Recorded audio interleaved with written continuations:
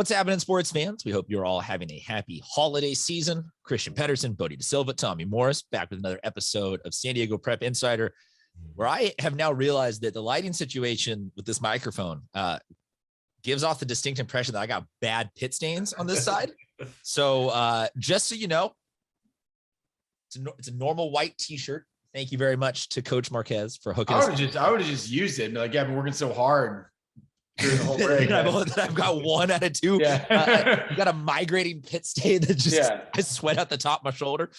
Yes, sure. Welcome back to the hardest working show where we sweat out one shoulder. Tommy Morris is here on behalf of Children of America with No Furniture. Bodie DeSilva is joining us on behalf of Scorebook Live, the official digital content provider for the entire unit. They come in for the throne. They're literally stealing Max Prep's player or Max Prep's staff and absorbing them. Scorebook Live, though, we really only care about their San Diego contingent because Bodie's beautiful face joins us every week. On the show for you today, we got some basketball, we got some soccer, we got some hockey. No, we don't. Just kidding. We have hockey always complaining about wanting more coverage come wintertime. Guys, I want to start with the top 10. Bodie, Scorebook Live always drops a weekly ranking. The Union Tribune drops a weekly ranking. We both contribute to the Union Tribune one. I do not contribute to yours. Nobody really knows what a top 10 means until the end of the season anyway, and we have our actual champions. But just to give the people to argue something to argue about in the comments section, can you give us a little taste or the entire top 10 this week, if you will, from Scorebook Live? Yeah, so the first month or so, there was really not a ton of movement.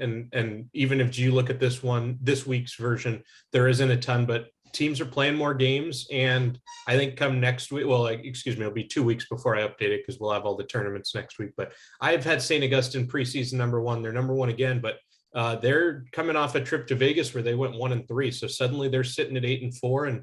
And they played some national teams and ended up losing to a team from Texas yesterday. So maybe they aren't as far ahead of everyone as I thought preseason. San Marcos is there at number 2. They were also in the same tournament in Vegas, different bracket. They went 3-1, but they've shown by losing to La Costa last week that they're beatable too. Torrey Pines is at 3 just because they did lose to San Marcos, so I got to keep them behind there for me. Mission Bay at 4, they've been really good. San Isidro at 5, they started off 0-3, now they've won 6 in a row. Cathedral Catholic at 6. La Costa Canyon jumps in at 7. They went 3-0 last week, beat San Marcos by 17. Mater Dei Catholics, they're at 8. I think they'll pick up now that they're getting some of their football players back after that undefeated run. Mission Hills is at 9. They've really been up and down, but I know they're there and they're talented and they really can beat anyone in this top 10.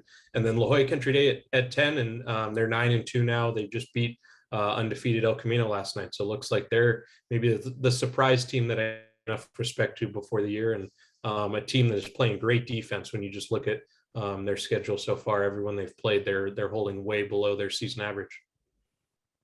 Yeah, I think that really the only team that I have differently than you is so far this season, I've been a big fan of Parker. I had them at my 10 spot. Montgomery, El Camino, Pack Ridge, University City kind of all represent that like on the OLI, the outside looking in. I do find it, this is as inside as it gets, and nobody other than the 3 of us will understand or appreciate this, but on John Maffey's weekly, hey, here's how everybody fared. He credits LCC. You talked about them having a big win against San Marcos. Apparently, according to Maffey, they beat Poway 690-38. Well, that's what happens when you write everything on a notepad and then have to read it back to yourself. So I would like to say 0 or a dash, one of the 2. Yeah, I'd like to say that if LCC did win by over 600 points against Poway, they might need to jump from 10-1 in 1 week because let's put that on the poll at SD Prep Insider on Twitter, on Instagram. Is scoring 690 points in a 4 quarters regulation basketball game moderately impressive? I hadn't played NBA 2K in a couple of years, and I downloaded it and played it online, and that was roughly the score. Of somebody on you or you on somebody? On me. And I was like, this might not be a thing I play online. Maybe I just do the franchise mode for this one. I'm going to have to check the CIF record books because it feels like that would be some sort of record. like a season-long record. Well, should I amend that then? Is scoring 690 points in a basketball game potentially the CIF? Should scoring 690 points be the new CIF record? Like that's a good amount of points for like a third of your season. I don't even know what to say past that. I am curious.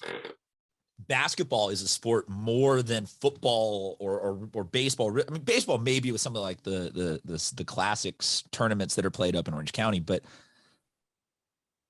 we see so much non-section.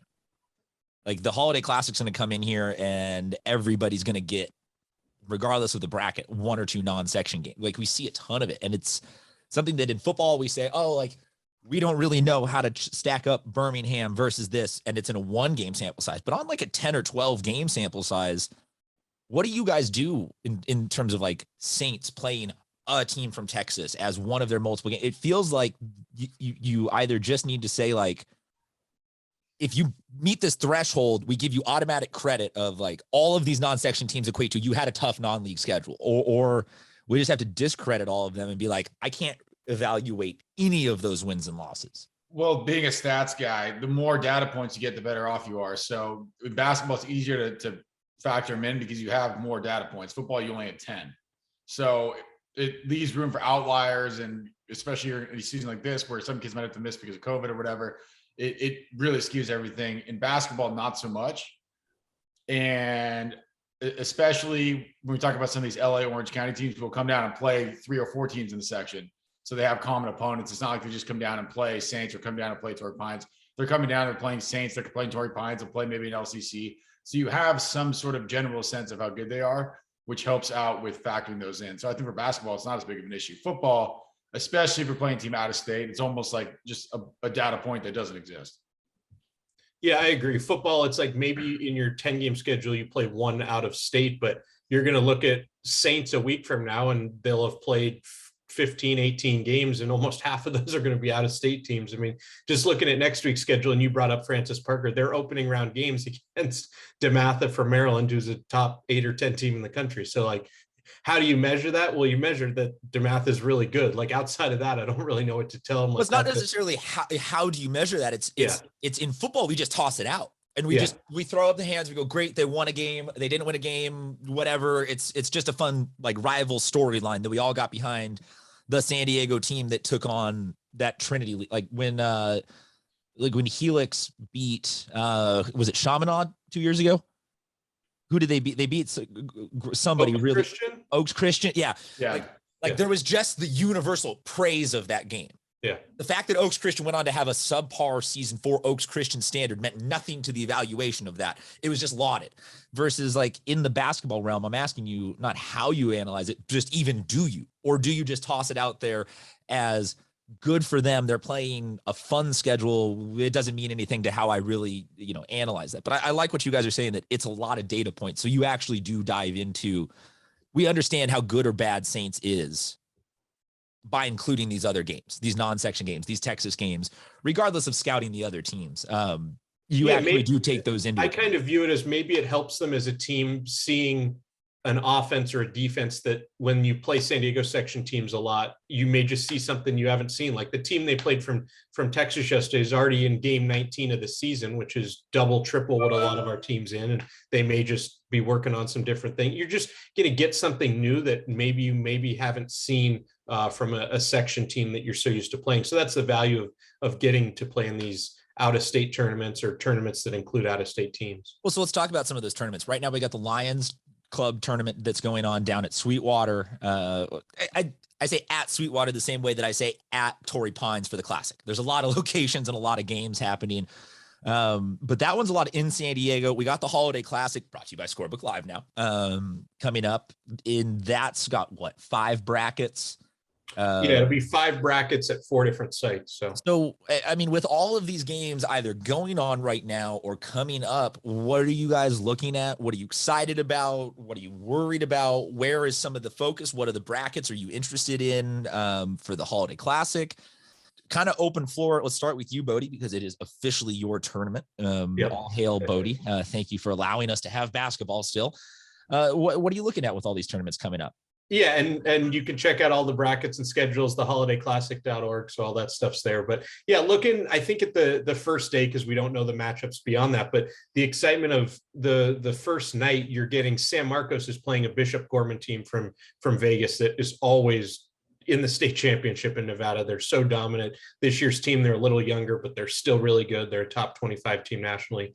That next game is DeMatha, which has two top 50 kids, a sophomore with all sorts of offers. They're going to take on Francis Parker. And then the last game, San Ysidro's taking on Coronado from Vegas, who has a kid going to Texas Tech, a junior with all sorts of offers. So kind of what can one of these San Diego teams step up on a big moment? It's going to be a packed crowd. These out-of-state teams are going to come in saying, oh, like this is a San Diego team, maybe with one Division I kid. We'll just do our thing. And we've seen these games in the past. Steel Canyon years ago came through and beat a St. Anthony team at this tournament. Like those are kind of the games that I love to see, where is the team going to step up? They're not going to be scared of the moment, kind of put together one of their better games of the year, get a guy that hits 5 or 6 threes. And next thing you know, there's a minute left and they're tied and they have a chance to win it. So just those opportunities that can kind of bring a team together and get a huge win to move on in the tournament and their season. Tommy? Yeah, I'll even forward it past just the regular season. If we're looking at the state playoffs, if we talk about all the time, the San Diego teams trying to prove themselves, just look at the San Augustine bracket. You've got Mission Bay playing Santa Margarita, You've got Monterey Catholic playing Bishop O'Dowd. You've got Cathedral Catholics playing team from Texas. That doesn't matter. And then we've got La Costa Canyon playing J. Sarah. So these are all teams that potentially you could see in states, whether it be in the finals, if it's a school from Bay Area, or whether it be in the regionals for these schools that are in Los Angeles, in Orange County. So it's a good chance for these San Diego teams to kind of prove themselves now, so that when we get to seeding for the state championships, they have some sort of resume, because the J. Sarah is going to be playing in that Trinity League. You've got, like I said, already Santa Margarita is going to be playing in the Trinity League too. So you have some comparables now. So unlike football, when they go to seed it, there is something you can fall back on. So these games are actually pretty big as far as state seeding goes. And even let's say it's La Costa beats J. Sarah, but they don't end up getting that far in the San Diego section playoffs. That's okay, because then we can now say, well, they beat J. Sarah. So all the teams that are better than La Costa in theory are better than J. Sarah, or at least in the same, foothold. So there's a lot here that could factor into the state playoffs, not just what goes on in the regular season. I will say this. I don't want to necessarily do list radio. I hate list radio. Just this team plays this team. This team plays this team. This team plays this team. But man, that's tantalizing when you say in a 5-sentence span, like some of the biggest teams in the nation coming here in San Diego to play some of our teams. My thing that I look for in a tournament situation like this, do you get out of it above 500? That's what I want to see. If you go 2-3 versus 3-2, that's big to me. If you go, winless in a tournament, that's big. Winning outright the whole bracket sometimes just has to do with you catch a good bounce. You get a guy that's tired versus not tired. Like winning the whole thing sometimes can require a little bit of luck, but the coming out of it with more wins than losses, that's where I analyze this. Going down it, I think that you guys already touched on a bunch of the huge games. So I'll start at the Mayor division down at the bottom, where Madison and Otay Ranch is going to be an early game that I'm very curious about. And the Bishop School is that is our Bishops. Yes. Yeah. And Bishops and Otay Ranch are two teams I had in my next 5 out of the top 10. Like those are two teams that have really impressed me so far this season, and can make a run in their respective divisions, I think. Yes. So that's what I was saying. Potentially what is considered one of the smaller tournaments within this larger scope could have a pretty cool down the road impact for a tiebreaker or a win-loss going into some seeding there. At the Governor, that one will be held at Rancho Buena Vista High School. The Governor division also at Rancho Buena Vista High School. Oceanside Patrick Henry. That's an interesting in San Diego one. Those two aren't close. Vista Mount Miguel is delightful. San Diego, though, and Victory Christian, this is going to be my first chance. I'm going to go to that game for sure, because this is going to be my first chance to see San Diego this year. They're all right. Like, I didn't know if it was going to be a post-Bergen era where they were going to decline and fall off. But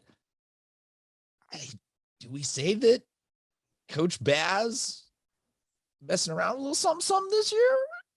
Yeah, that's they're a team that they've been in my top 10. I bumped them out this week because LaCosta did enough to jump back in, but they're right there, and really they've reloaded quicker than maybe a rebuild, you could say. I bring that up just to get in on the bandwagon early of once again wanting to laud Coach Baz as being, we're watching something happen here. We're in the middle of something that could look back on it as a 10-year run of one of the best dynasties, or at least one of the most prolific productions of a school that somehow has gone underappreciated for all of the winning they have done in the last couple of years. That'll be a big matchup. That Governor Division also has Bonita Vista in it, which is great. I would love to see a little San Diego versus Bonita Vista championship for that one. The Senator Division at Carlsbad High School. I'm looking through here. Country Day's got a couple of big games early on. Poway has a couple of big potential games early on. But then again, Carlsbad and Steel Canyon, love seeing the in San Diego matchups. Above it at the American Division, that'll be at St. Augustine High School. The team that I am very curious about there is Lincoln. Out the gate slow, but sometimes there's they're going to get football back, and that'll add some big bodies down low. I have been wondering, though, is Lincoln going to get all those football guys, or are some of those football guys going to go early graduation and potentially leave the team a tad bit shorthanded on the season? So now that football is all the way over and signing day is done, I'm focusing on Lincoln for the next couple of days to see what they're going to produce, to see if they've got any firepower in it, because that'll be a team that sometimes comes in sub 500 into the playoffs and plays spoiler. So I would definitely have them circled. Anything else tournament related, or could we move on to some game balls?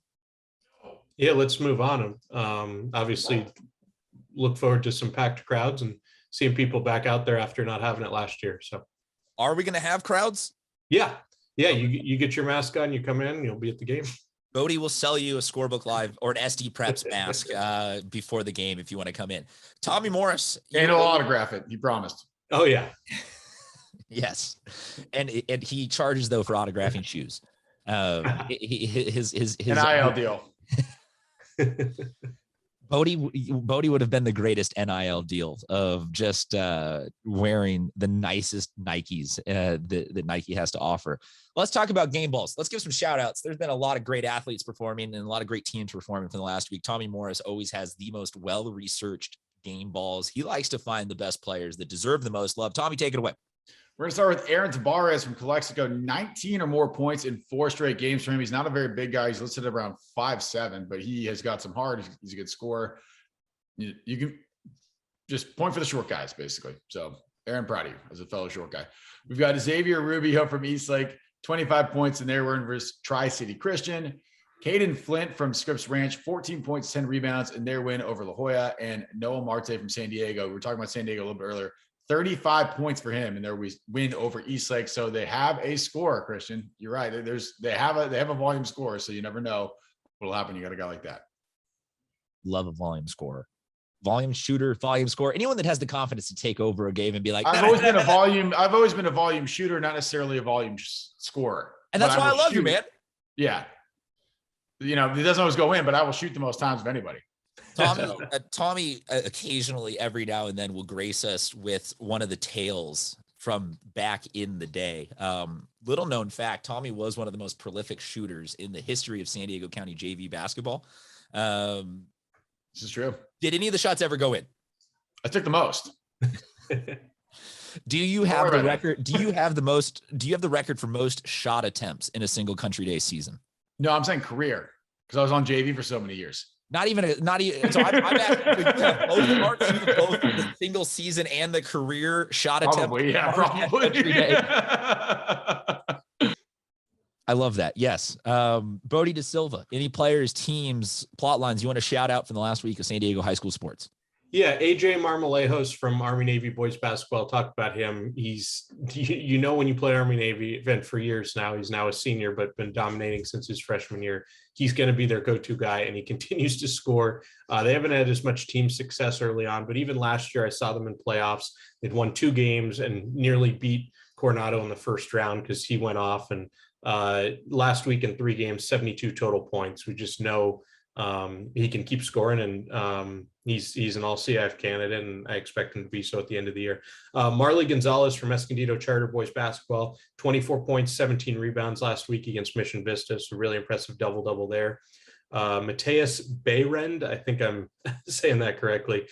2 games last week for Maranatha Christian, had 55 total points and 13 total 3-pointers in those games. So definitely gets the shots up and gets them in. And so, yeah, that was what I have from last week. I'll give you one more. Angie Robles from Bishop's Girls Basketball went over 30 points for the 4th straight game, had 35 in their game against Pacific Ridge last week. So despite Bishop's having some coaching turnover, their girls basketball program is still pretty dominant. I will jump in here and I will give out a couple of different shout outs. Well, let's see if I can do one from each sport. On the girls basketball side, I want to give a shout out to El Cajon Valley, the girls basketball team there with a big win yesterday against Valhalla. They're averaging at least 65 points a game, which any basketball, guys or girls, that's a pretty solid offensive clip to start out the season with. But sometimes you can tend to see some defensive battles get away from you where you're happy with winning at 40. But shout out to the El Cajon Valley girls basketball team. The St. Augustine soccer team remains undefeated after a 2-0 win against Scripps Ranch yesterday. Saints, Point Loma, Cathedral, LCC, San Marcos, San Pasquale kind of seem to all be in this giant rumbling collision course where the open division playoffs are going to be amazing this year on the guys soccer side. So very, very excited about that. I would like to send out my weekly reminder that Bishop's girls water polo still has not lost, still has not come close to losing, still does not give an F about anybody in San Diego threatening them for anything. They want all of the smoke. Got some huge tournaments coming up in early January, though, that we will hopefully dive in a little bit more extensively to the girls water polo scene. Let's see, what else do we got here? Tommy, I wanted to talk about some of the teams you took. Man, it's just, look, we're finally into that part of the year where it's no longer statistical blip and anomaly here. And so we're getting some sense of what's going on. And I will say that for as much as we were worried about this not being necessarily the most premier basketball season, I'm fine with how this is going. This is kick-ass, having a bunch of teams beating each other and no clear picture as to who is an outright favorite. See, going down my notes of what we have left on the show, I think that was everything that I really wanted to get to. Anything you guys think that we left on the cutting room floor? No, with boys basketball specifically, and I talked about it before, but I think it's more just each team has their strengths and weaknesses. And so it'll be interesting once these tournament ends, non-league ends there at the beginning of January, and we get into those 10 or 12 league games, teams playing each other, figuring out how they can attack each other. And I think that'll be the big key of who steps up, because I had Saints as number 1 and I probably still think they're there, but I think this is pretty wide open really among all divisions. So that should be exciting. This feels like we could probably pencil out a for sure number 1, but you'd have to put everything in the premise of they're number 1 if they play their best game against that team. Yep. And more than any other year before, we're going to be focusing on how do these matchups all play out in terms of seeding and getting us to where we need to go. Let's see. We will have plenty of coverage from the Holiday Classic. Bodie, can you pitch where people can find everything?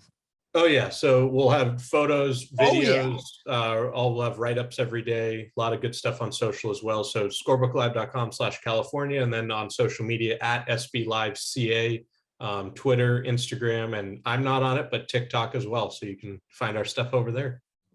You're not on it, even in the sense that you are using it for the company. Like, you're never going to even post from it. I don't have it downloaded. Is this a hill you don't even have it? Okay, Bodie, is this a hill you're going to die on? Bring back Vine. I like that. That's fine. I'm fine with that. I enjoy Vine. It's longer Vine. Just do 6-second TikToks. Just have that be your jam. Oh man. Okay. I guess, Tommy, does that mean that you have downloaded it? Whether or not you post to it, have you at least dipped? I mean, I see them on Twitter. Okay, you watch it on Instagram Reels and on Twitter. Yeah. You see the repurposed ones. I'm back on social media after my account got hacked. Wait, you got everything back up and running? You got it back. It required me contacting multiple Facebook employees, but I got it back. So Tommy's accounts were all like literally hijacked. Yeah, and shout out to my cousin Chad for doing that for me. Hijacking it or restoring it? Restoring it. Oh. I read it. I read it as hijacking it too. I was going to say, that's the most polite you've ever been while being mad at the same time. Yeah, thanks, Chad, for putting me through all that with my Facebook. No, he was a trooper. He had helped me through it. It was a 5-day process. So, and I'm sure he had many better things to do with his time than help me restore my account. So, kudos to him. Oh, fair enough. Fair enough. Guys, we really appreciate you sticking around. Folks, as you said, follow Tommy at Real Tommy Morris, Bodie's SD Preps, or Scorebook Live. Download the Scorebook Live app. I'm Mr. Seatbed. This is San Diego Prep Insider. We will talk to you guys next week.